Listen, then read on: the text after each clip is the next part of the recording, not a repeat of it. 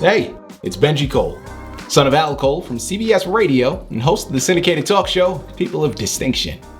The talk that gives you an in-depth view of some of the most dynamic, intelligent, and successful people on the planet. Run to our website, alcoleenterprises.com for more info. Email me directly through benji@alcoleenterprises.com if you'd like to get involved with what we have going. And as always, please continue to like and follow our broadcasts. People of Distinction is an internationally syndicated show solely due to the love and support that you all continue to show. We're available across all major podcast distributors. And like I mentioned, people, if you keep following, we're going to continue to put out the content. Now sit back and strap in because we are delighted to showcase this next guest on our network. And on the line with us today, we have Daniel Ostrander. Now, we're going to be discussing Daniel's amazing book, Read My Lips, No New Taxes. Now, it's available for purchase through Amazon, Barnes & Noble, a whole host of online resellers. But make sure to check out his personal website, danostranderbooks.com, to gather everything that he has in store. More information on him, more information on this fantastic book. You're going to find another book written by Dan called George W. Bush and the 2007-08 financial crisis and a brief history of America's economic development, all of which are found through this impressive site. People, I'm telling you, it's a one-stop shop. Again, that's danostranderbooks.com. And listen, people, it is an absolute pleasure to have Dan here on the line. His book, Read My Lips, No New Taxes, man, it is going to give you insight. It's going to give you wisdom into the political world like never before. You see, Dan has had a very impressive career. The people that he's been able to meet, the presidents that he's been able to sit down with and have deep intellectual conversations with, man, I'm telling you, his book is going to give you something that you just can't pick up in the history books, right? It's just going to give you a new layer, a new perception on so many things. Dan is an absolute embodiment of a person of distinction, and this is a book you need to add to your shelf because it's going to offer a lot of insight. So without further ado, let's bring him here with us. Dan, first and foremost, welcome to People of Distinction, and thank you very much for being a guest. How are you doing today, sir? I'm doing great, and thank you for having me. It's a real pleasure, and I really appreciate it. Well, Dan, I'll tell you, man, the privilege is all ours. It's not every day that we get to talk to a representative that has been so close to U.S. presidents, man. I mean, that is something that a lot of us see from a distance, but not many ever get the opportunity to even be introduced to any of them, let alone have such a holding in high political positions, right? So we're thoroughly looking forward to this, man. You have been able to rub elbows with some of the most important people in history, and we're looking forward to picking your brain about this amazing book. First and foremost, let's jump right in with my first question. Can you share a bit about your background and what inspired you to pursue a career in history and political analysis? Well, when I was in high school, I wasn't the sharpest tool in the shed, so to speak, but I really loved history. I got A's in it and the highest grade in the class without studying. And so when it came time to figure out what I wanted to do in life, one of my high school teachers told me what a great occupation teaching was. So I loved history. Teaching is a great occupation, so I went out and I got a master's in history, and the rest is history. I taught at a community college, at Shasta College and at Butte College for 38 years. And then while I was at Butte College, Hofstra University in New York has conferences on past presidents. And what they do is they bring in the past president in most cases and all of their staff. And then they have political intellectual discussion about the various policies. And they have one table where the intellectuals sit and historians and political scientists, and on the other table the practitioners, people who are in the administration. And then they go at it each other over the issues of the president's administration. And it's very enlightening and very great learning process. Mm-hmm. And so I got invited to that. It was on Nixon, was the first one, and I always had a certain fondness for President Nixon. And so I went back there, and then their next one was going to be on President Ford, and I wanted to do a paper on Ford's pardoning of Nixon. So I took a recorder back there, and I recorded all of the Watergate people who were in Nixon's administration, to use that as the basis for my paper for Ford. Ford didn't want to talk about his pardoning of Nixon. He felt it cost him re-election. It was a very painful process for him. But at the same time, I was finally able to convince him that this is the most important action of your presidency. This is the thing you're going to be remembered for. And so people need to really understand why you did this. So he ended up liking the paper so much, he put it in the Ford Library. And then he agreed to he proposed he'd do another project with me. So I invited him up to my college, Butte College, and we talked about one of his favorite subjects, and that is the War Powers Resolution. And we had a conference for educators from 10 counties who came down and got a chance to meet Ford. We had a dinner, and we discussed the War Powers Resolution, and then after that, Ford and I did a book on it. And then the book was a limited edition book, which he signed all 200 copies, and then we sold those books, and the money went to college scholarships for students at Butte College. So anyway, that's how I got started with President Ford. And then he later on gave me a recommendation to President Bush, and one thing led to another, plus what led to the book on Read My Lips, No New Taxes was a phone call that I made to Bush's office. Great segue that you established here, Dan, because now as we transition, what motivated you to write Read My Lips, No New Taxes? Okay, there's a lesson in history here, and that is that a rainy day in my office, I wanted to find out if Bush Sr., 41, was going to write his memoirs. So I called up, talked to his chief of staff, Rose, was lucky to get her. She said, no, the president doesn't like to write, and he's not going to write his memoirs. And I said, that's too bad. I said, because his Read My Lips, No New Taxes, going against that pledge was a great act of presidential leadership, and people need to know. And so when I teach history, I try to draw historical parallels. It's not a bunch of names and dates. I try to teach critical thinking. Mm-hmm. And so when I discussed Thomas Jefferson and the Louisiana Purchase, I also discussed George H.W. Bush and the Read My Lips, No New Taxes budget agreement that he broke.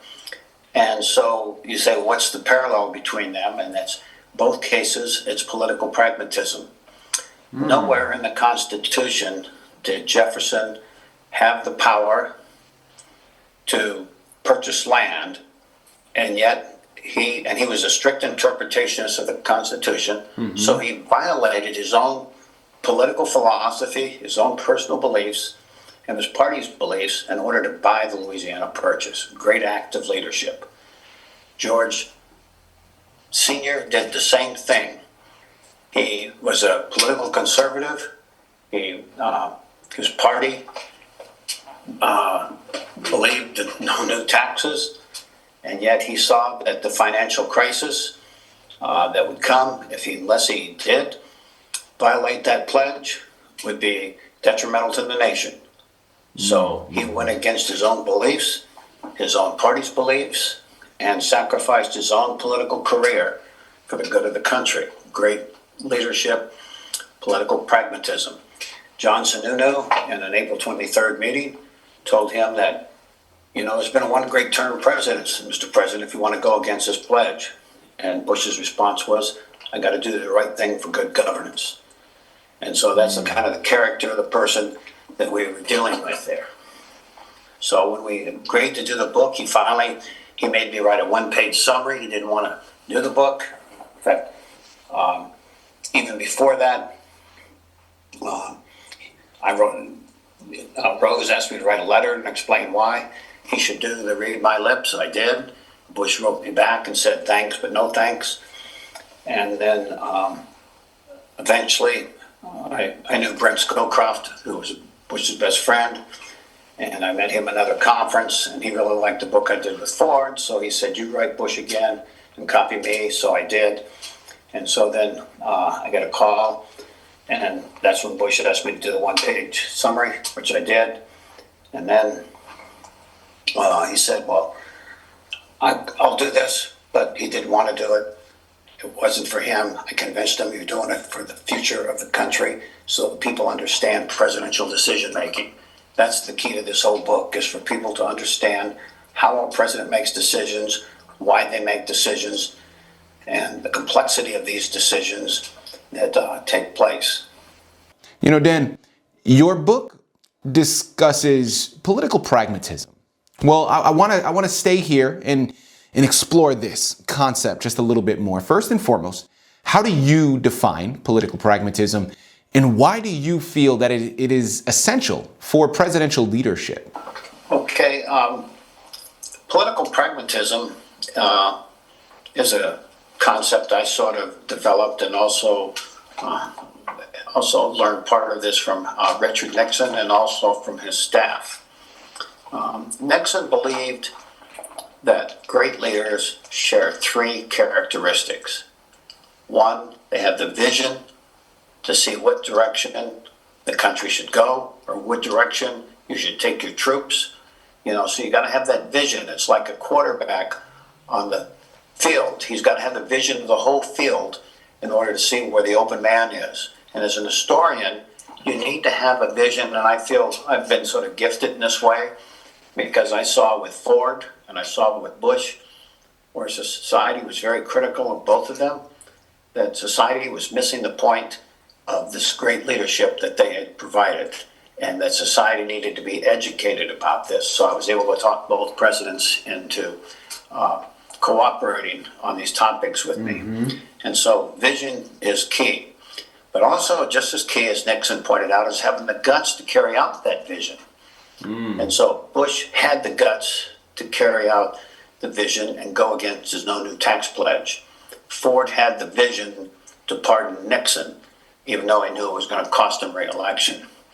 And then the third point that Nixon brings out is compassion. You have to have compassion, in carrying out these visions, and Ford felt that Nixon had suffered enough, even though Ford knew that Nixon didn't think he was presidential timber. Haldeman told me that.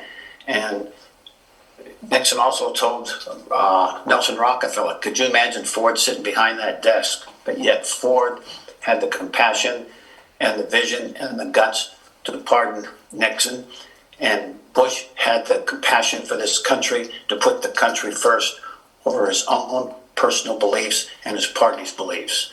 And so that's what political pragmatism is being able to step outside yourself and doing the right thing. One of the interesting points when I interviewed Bush's people, Charles Colson, I asked him, how could you guys violate the Constitution with Watergate as great as you did? And his response shocked me. He said, our loyalty is not to the Constitution. It's not to the laws. It's not to the people. It's to the man, Richard Nixon. It's to the president. And so in politics, and one of the things that I learned and developed, there's a political morality and there's the personal morality. The political morality, you do what it takes to win. All the dirty tricks and all this kind of stuff, and Nixon knew all about that and understood that quite well. Then you have the personal morality. And both parties play this game. They go out and they do the dirty tricks in order to win the game, whether you're a Democrat or a Republican. And then you point the finger at the other person saying they're doing this kind of stuff. They're doing the dirty tricks and the immoral acts. And we're the good guys. We're the guys with the white hat. And so you got the personal versus political morality going back and forth all the time. And Nixon was what I developed the term, was a realistic idealist. Nixon always wanted to accomplish the ideal goal. But he realized there are times you have to bend the rules in order to accomplish the goal. And so, but you don't bend the rules for yourself, you bend the rules for the country. You bend the rules to get the right solution for the country. And that's realistic idealism. It's also political pragmatism. And so Nixon demonstrated, and I learned that material from him and also from his staff. And so, anyway, that's an important part of understanding presidential leadership, is understanding this and evaluating, why did a person go against, why did Bush go against his read my lips, no taxes? Did he gain personally? Did he gain politically? People need to ask those questions. And the answer is on both of those, no. He lost. Ford lost. So anyway, that's how I see political pragmatism. Does that make sense? Makes perfect sense. Absolutely. Yes, sir. People, can I just say, I love what Dan was just saying. And I think it hits very close to home. When he's talking about the rules, specifically bending the rules to benefit the country. Because listen, man, I know that there is a lot of the bending of the rules that are happening right now that are benefiting a very specific community, that are benefiting a very specific group of individuals, but it doesn't appear that it is helping the overall country. And I think that that is key to all of this. And it's going to lead me to my follow-up question. But before we go there, people, remember, you got to head on over to Amazon, Barnes & Noble, and DanOstranderBooks.com. Pick up Read My Lips, No New Taxes today. And while you're at it, check out his other book. All right, George W. Bush in the 2007-08 financial crisis. These are books that offer so much wisdom. And I'm telling you, man, Dan knows what he's talking about. All right. He is more knowledgeable with regards to these topics than most. OK, he is equipped to be able to communicate on these topics much more than a lot of, these political pundits that you see, or even these propaganda media machines that we see talking from their standpoint. And that's all I'm going to say on it. OK, I can dive down that rabbit hole. I can say a whole lot more and go into further detail. But you know what I'm talking about. OK, you know what I'm saying. And there is a lot happening right now. There's a lot of the spewing of information or misinformation that is creating a lot of division. And I'm not going to go any further. You understand what I'm talking about. But he is talking from direct experience. And I believe that he is more knowledgeable to articulate things. And, I want to juxtapose something here, Dan. Given your deep knowledge of past presidential decisions, how do you personally see today's political and economic climate compared to the era of President Bush? Well, I think today's climate is worse. And the reason I think it's worse is because President Trump has been impeached 2 times, and they're talking about a 3rd impeachment. And I personally don't like Trump. I've met him a few times. But I've learned a long time ago, there's people you do business with because you have to, and there's people you do business with because you want to. Trump is one of those people you do business with because you have to, because he's doing a good job as president. And he's changed his whole mode. When my wife and I went back to Mar-a-Lago, we tried to talk to his staff and tell them that, he has to change his mode. He should apologize for the way that he was acting before, saying John McCain wasn't a hero because McCain was a hero, that type of thing, and saying, don't judge me by what I'm saying now, judge me by my actions. And if you take a look at his second administration, that's exactly what he's doing. His actions will define, and I believe His actions will define him as a great president, and he's done a lot of great things for the country.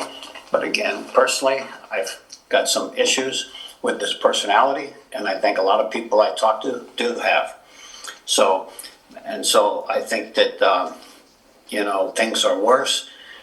And with George Sr., on the 1990 budget agreement, there were two agreements, and you had what was called the Graham-Rudman-Hollins Budget Act of 1985, and that act required that the budget be balanced by 1990 in 5 years, and if it wasn't balanced in those 5 years, there'd be what's called a sequester, and that is the president would have to, not want to, but he'd have to, by law, make cuts all across the board, particularly in defense and in spending for low-income families in order to balance the budget. And if there was any new financial issues raised, you'd either have to cut something else or raise taxes for it. So there was a zero line difference in the budget. And so this was set up to create this conflict at the end of the 5 years where Congress would be forced to take some action, and Congress wasn't. The Democrats came in on the first budget agreement, and they supported Bush in the first budget agreement. Republicans refused. They all didn't vote for it, and as a result, it failed. And Newt Gingrich was responsible, and Bush appointed him to the committee to discuss all this stuff, was responsible for getting the Republicans to vote for the budget, and he didn't do anything, and it failed. And once that first budget agreement failed, the Democrats said, we got them right where we want them. We can pile on all kinds of new taxes and the requirements that we want, and he'll have no choice but to sign it or go against his pledge. And so that's what happened. He didn't want to sign that budget agreement, but he was forced to because he knew it was the best interest for the country. Dan, I'm curious, what are you hoping your readers will take away from your book, Read My Lips, No New Taxes? First of all, I want them to be more critical thinkers. I want them to evaluate the basis upon which decisions are made by the president. I want them to understand the complexity of how decisions are made, the personal versus political conflicts that take place. And I want them to understand how the news media tries to manipulate the decisions based upon whether you're a Republican or Democratic representative. And so it's very important that people understand the decision-making process and that you got to leave your feelings out of evaluation, and you got to use critical thinking and follow the facts. When I did my paper on Ford, I was really disappointed that Ford pardoned Nixon because I wanted to see how the facts led. And so, but I didn't let that affect my feelings and my research. And so by the time I was finished, I felt Ford had done the right thing, even though I was sad that he made the pardoning decision at the beginning. I used as a counterbalance in my writing this paper. I had a friend who taught at Penn State who hated Nixon so much when he got elected president, he left the country. He came back and ended up teaching at Butte College, and I used him as a sounding board on my pardoning of Nixon. And so he and I discussed it. By the time I was finished, he agreed Ford did the right thing on pardoning Nixon. So that was my vindication there. Dan, I'd be doing my listening audience a severe disservice if I didn't ask this next question, man. Listen, given your background and your extensive personal discussions that you've had with so many sitting presidents, Nixon, Carter, Bush, and so many others, what are some of the most surprising or even enlightening moments from those conversations? Okay, well, one of them was with President Carter. Other presidents did not like Carter. And the reason why is because Carter was his way or the highway, and he always felt he was right. And to give you an idea, how other presidents felt, is I'll use George W. Bush as an example. As I met the various presidents that I've met, I always took things around to get signed, something for me and something for the Carter Center, and I would donate it to the Carter Center for charity because they did great work in Africa. And so one of the things that I donated was a baseball signed by 6 presidents. And so I donated this baseball, and it sold for $80,000. So after the auction, Carter came up and says, well, I got the baseball. Do you think you could get George W. to sign it? I says, I don't know. I can ask. So I called up Freddie, who was his chief of staff and personal assistant. I said, Freddie, this isn't for me because they keep track of who they sign things for. And I explained to him about the baseball. And he said, Dan, I don't know. He says, Carter gave us such a bad time when we were president that I'm not sure if we can get it signed. And so he says, give me a couple of weeks. So a couple of weeks go by, I get a call from the Carter Center. Dan, how's the baseball? I said, I'm going to call Freddie. So I call Freddie, and Freddie says, quote unquote, it's only a baseball. Have him send it out. So I told him to send it out in a FedEx box, prepaid. So all they had to do was sign it, put it back in the box, and drop it off. So that's what they did. So a couple of days later, I get a call from Freddie. Freddie says, Dan, we just can't sign that baseball. Says, President Carter gave us such a bad time when we were in office. We just can't sign the baseball. We're going to send it back with a note. And so this is one president refusing to sign a baseball for another president. And so that's the way that I found very interesting as a reflection. Carter did not like Ronald Reagan. In fact, he hated Ronald Reagan. And the reason why, and Carter told me this story personally, with the Iran-Contra affair, Carter stayed up all night, his last night in office, trying to negotiate the hostages out. So at 6 o'clock in the morning, he calls up Reagan and wanted to tell Reagan and give him a briefing as to what the situation was with the hostages. Reagan refused to take his call at 6 in the morning, the day of inauguration. And so you either have to conclude that Reagan was just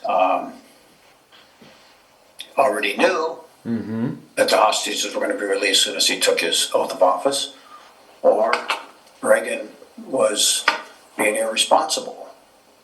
But anyway, Carter felt that Reagan already knew in advance and had manipulated the background with the Iranians to make it impossible for Carter to get the hostages released. So that was that story.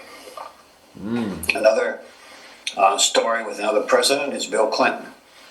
Bill Clinton is a very dynamic individual, very talented and so forth, and he and Nixon became very good friends. He used to call up Nixon 2 or 3 times a month and ask him for his opinions on political issues. And Nixon even Clinton sent Nixon on a diplomatic mission to Russia, and Nixon really appreciated that because he wanted to be of use. But also the last person to see Nixon alive was Bill Clinton. He was with him when he died, and Clinton gave his eulogy. Nixon asked him to give the eulogy. And so Clinton gave the eulogy, and I was there when he gave the eulogy, and it was pretty interesting. Another president was Barack Obama. I was one of 50 people invited to Barack Obama's 49th birthday party in Chicago at a friend's house. And so we were all there downstairs waiting for Barack Obama to show up. And the president comes down the staircase. He's all happy and smiling and greeted us and said how happy he was to be in Chicago again, to sit in his own backyard, to sleep in his own bed. He went on and elaborated on all that stuff. And it was just great. And so after the party was over, I went back to my hotel room, turned on the news, and there's Fox News saying, what's going on with the Obamas? It's his 49th birthday party. Michelle and the kids are gone off to Africa with some friends. And if I had known better and saw with my own eyes and heard with my own ears the things that Barack had said, I'd have felt there was something wrong. And so that was sort of a real red light for me, about the news. You can't believe anything they say. They take things and they manipulate it. I watch Fox and I watch CNN, and both stations do it. And so you got to be really critical of what you accept and what you believe. And that's the reason I'm telling this story, is because it really demonstrated it for me. The last president, I've already talked about George W., so the last president I'll mention here is Ronald Reagan. And Ronald Reagan was an extremely interesting individual. Reagan didn't care about names, facts, figures, or anything like that. He had vision. He had the vision to see the big picture. He was the quarterback that could see the whole field. And to give you an example, I got invited back to Harvard. It was a conference on presidential leadership. David Gergen was chairing this conference. And it lasted for a few days. And one of the days at the end of the conference, David and I had drinks together. And he told me the story about Reagan. And the G20 conference was coming to the United States. So the top 20 economies in the world would have a meeting, and the media from all over the world would be watching what Reagan was doing, how the conference went and everything. And so what happened here is Gergen gave Reagan a big binder saying you need to review all this stuff so you'll be on top of things for the G20 conference. And so the night, he gave them to him the night before the conference, or the day before the conference, and the next morning he's having breakfast, and Reagan comes strolling out for breakfast, and he's all, bleary-eyed and everything like that, and Kirk goes, oh no, and so Reagan pops up with, well, boys, I'm sorry I didn't get a chance to read the briefing. Nancy and I stayed up all night watching a movie. And Kirk says, oh my God, we're going to get creamed. And he said, Reagan went out there, had everybody eating out of his hand, talked concepts, big picture, and everybody just fell right in line. And so it's the way Reagan thought. He saw that he was responsible for bringing it into the Cold War. The Russians were beating us militarily. Let's beat them financially. We'll create Star Wars, and we'll force them to compete in that area and bust their economy. And that's exactly what he did. So Reagan was a very unique individual. Dan, thank you very much for all of the fantastic pieces of information. Man, my final question here to you. What do you want to say to all of the young people that are watching right now that are interested in politics and history, and they want to make a difference in today's world? Man, well, what do you want to say to them? Well, the first thing I'd say is you always got to be true to yourself.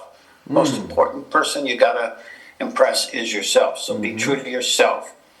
Second, always have an open mind. Don't be a Jimmy Carter. I love President Carter. He was a good friend for 35 years. But you've got to have that open mind.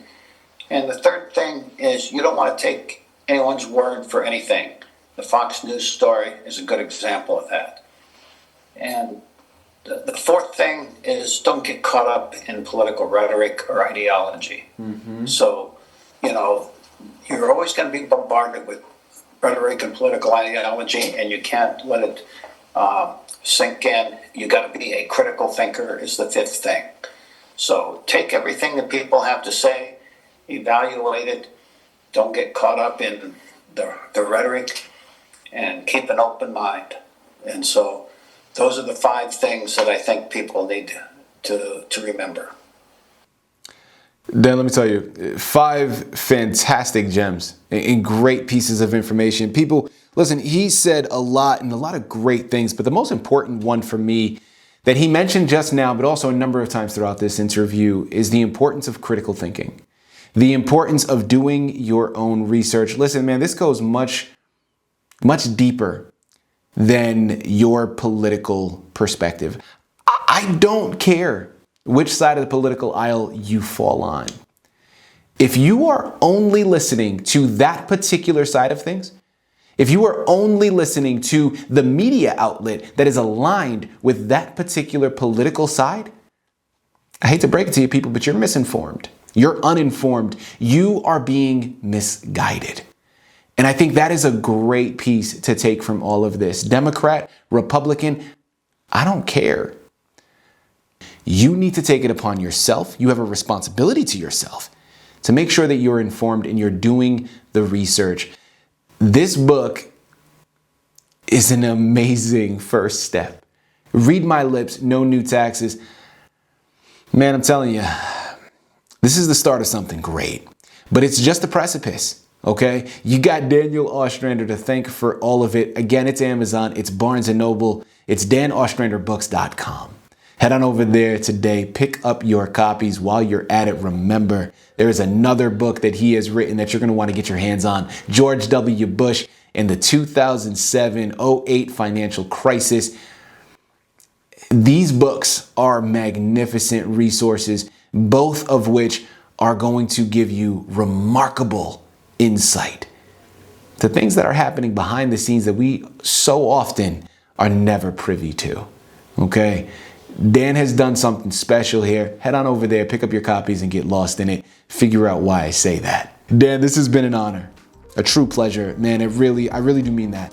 You are a breath of fresh air, and your information and the wisdom that you've been able to relay is truly gratifying. And I want to thank you once again for being here with us to discuss all of it through people of distinction. Well, thank you very much. I really appreciate the opportunity, also for being invited onto your program. It's a great honor.